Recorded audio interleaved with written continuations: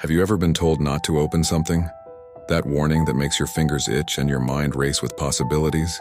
Well, let me tell you about a young man from Tanzania who faced exactly that temptation, and what happened when he couldn't resist. In a small village, where the air was thick with secrets and the elders' warnings were as ancient as the baobab trees, there lived a curious soul named Jabari.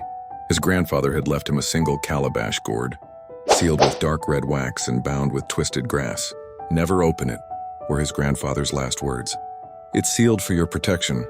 For months, Jabari honored his grandfather's wish. But on quiet nights when the moon cast long shadows through his window, he could have sworn he heard something.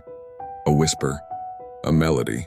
Sometimes he thought he heard his own name, drifting from within the sealed gourd.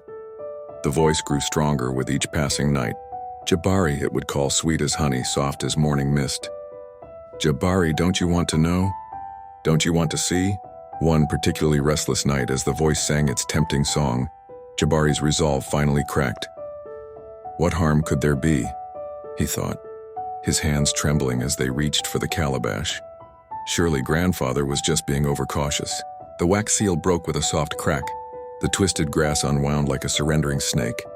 And as the top of the calabash lifted, the voice that had been so gentle, so alluring, transformed into something ancient and terrible. It wasn't just one voice anymore, it was hundreds, thousands. The voices of all those who had been tricked before. The village elders found Jabari the next morning, the empty calabash beside him.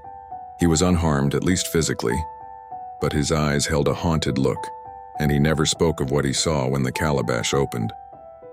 From that day forward, whenever anyone asked him about curiosity, he would simply say, "Some seals are meant to stay unbroken. Some questions are better left unanswered."